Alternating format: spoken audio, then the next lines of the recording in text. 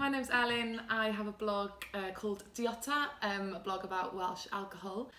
My way of trying to capture the vast array of artisan Welsh alcohol distilleries that have popped up across Wales. And one of my favourites is Afon Mael mead. So I thought I'd share with you a little bit of my experience and how I came to find Afon Mael.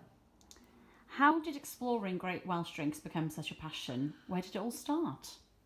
It's a very good question. How did it all start? Basically, I went to a farmer's market in the summer and realised, I actually live in London and was back home and realised just how much has grown in the last couple of years. There's been I think it's something like 3 or 4-fold increase in the amount of homemade artisan alcohol, and thought someone needed to share information about this. And I received a bottle of Afon Mael mead as a gift.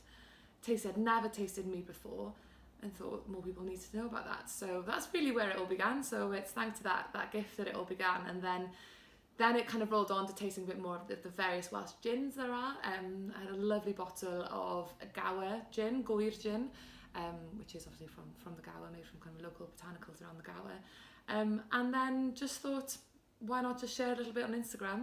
And then it went from there, basically. Who are you inspired by? Who am I inspired by? Very good question. I think I'm mostly inspired by young entrepreneurs who have just decided to give things a go and start their own business. It takes so much courage to do that. One in particular is a lady called Mandy, who started the Good Wash Company, who are stunning, and you should definitely try them. Beautifully crafted, sustainable, organic made Welsh soaps and things for the house, and they smell amazing, and it's a not-for-profit. Mandy was based around London, went home, decided there needs to be something for that industry in Wales, and created her own produce. So she's probably someone that has inspired me, and anyone who has the guts to just start their own business, I think, is pretty inspiring. How did you discover Afon Mael mead, and what appeals to you about it? Well, like I said earlier, I received it as a gift, and thought, well, mead, that's bizarre. It's ironically one of our oldest drinks that we have, and it's not really something that I'd seen around. And what I love about it is you can have it as a little tipple, just a little drop of something sweet after dinner, or even before dinner as a bit of a starter. But actually I started playing around and mixing it with a few other things. So I've made a cocktail, which I'd highly recommend, which is lovely with a little bit of tonic water, and a little shot of whiskey if you really like it. It's kind of like a cold toddy as opposed to a hot toddy, but it's lovely both as a base for a cocktail or even just as a standalone, and the fact that it's obviously Welsh is even better.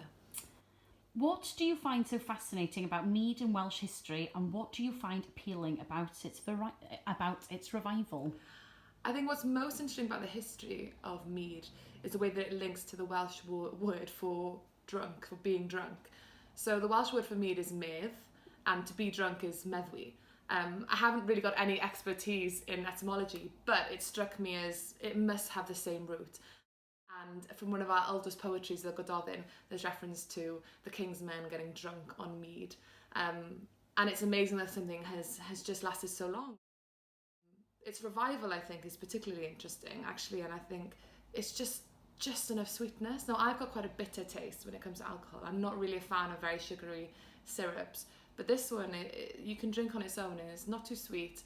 You wouldn't want to drink gallons of it. It's probably a bit too sweet, and don't drink it as wine, as one of my friends nearly did when I had this bottle in my fridge. But the fact that it's sustained so long means that it's got something that appeals to everyone, whether it's kind of the 6th century or 2019. Where did you grow up, and how did that influence you? I grew up in the Vale of Glamorgan, just outside Cardiff. How did that influence me? I think you've got a real feeling of kind of self-starting in the Vale of Glamorgan. I don't live far from a place called Cowbridge, and it's full of independent businesses. When I was growing up, I was a Saturday girl in 2 of the independent businesses there. One was a jeweller and one was a clothes shop.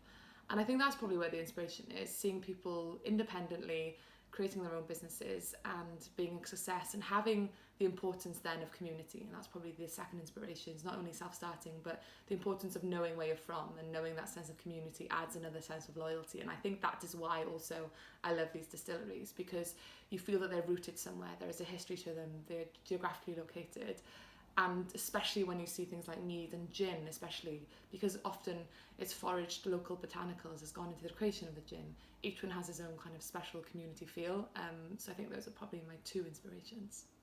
What do you look for in a great drink, and how does mead fit into this? What do I look for in a great drink? That it's tasty. I, as I said earlier, don't like sugary drinks, which is probably unusual thinking that I like mead so much. But mead is not too sugary, it's just enough of a tipple. And it's got a real taste to it. I don't like blandness. I actually like the taste of alcohol. Some would prefer kind of sugary spirits, but I love a martini. I love that feel and that taste of something quite unique, and that you don't actually need a lot of it. Surprise, surprise. Often we just drink without thinking about its taste, and I think that is my favourite thing about a drink that has a very specific taste. You can actually enjoy it, take time feeling the full flavours that you have, and I think mead is something you can really sip over time, which is one of my favourite things about it. You were part of a radio interview with Sian Cothi discussing history and drinks. Tell us a bit more about that. It's basically covering a lot of the stuff that I've covered already, looking at why certain drinks sustain so long, what is the technical process behind creating a drink, and that's something that I'm trying to learn a bit more about, is the kind of like the chemistry behind creating a drink. It's a real kind of scientific process, which I think is fascinating. And that exact point that mead has lasted through Welsh history and the kind of linguistic relevance of it in the Welsh language, which I think is particularly fascinating. What are your plans for 2019? How can more producers get to work with you? Well, just let me know. The more I can get, the more. Just have a look at my Instagram, Diota Cymru. Send a little message on that. I would love to try more. What I'm really keen to do, hopefully, is to do a night of tasting a variety of different alcohols, and that's one of my real hopes. And I can get all my friends over, and we can all taste. Actually, for example, one of the most successful sparkling wines is one from Wales, and has beat some of the world's best champagne. So. That is one from, I think it's from Monmouthshire.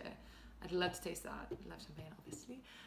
But I think the more that can just come my way, and the more I can give a taste, and the more I can share their story, who they are, why they set about starting this, and how we can just make more people aware of the fantastic stuff that they do.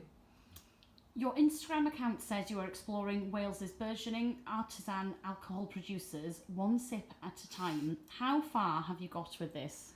Not as far as I'd like, unfortunately, as this is something I do in my spare time. Often the day job takes precedence, frustratingly. But I would say, hopefully now, as more farmers markets and summer fairs come our way, we'll get a bit more of a kind of burgeoning feel to it. So if you can send some my way, it would make my life even a lot easier. But no, I think the farmers markets, hopefully over the summer, I can really take advantage of that.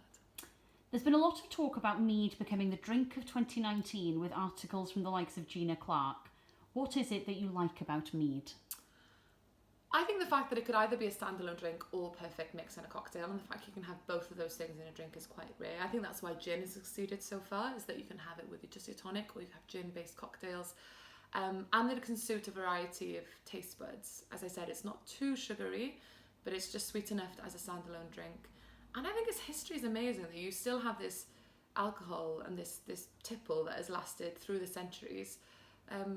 Why not give it a try, and why not kind of reinvent the basis of which that people loved all those years ago? And I think people, especially seeing the kind of quite edgy, kind of hipster East London vibe with cocktail clubs. I've seen this quite a few times on nights out in London, which is great, kind of flying the flag. So I have high hopes.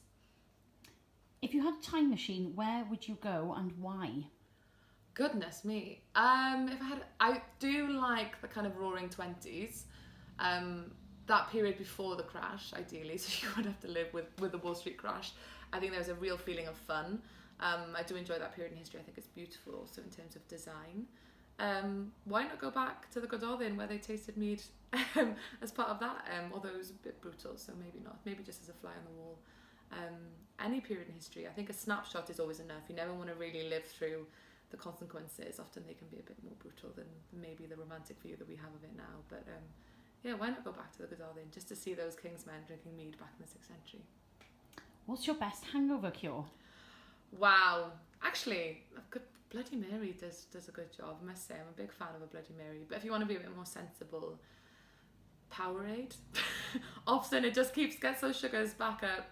I usually quite like some chicken, so Nando's and a Powerade can sort you right out. But actually the sensible answer is water and sleep.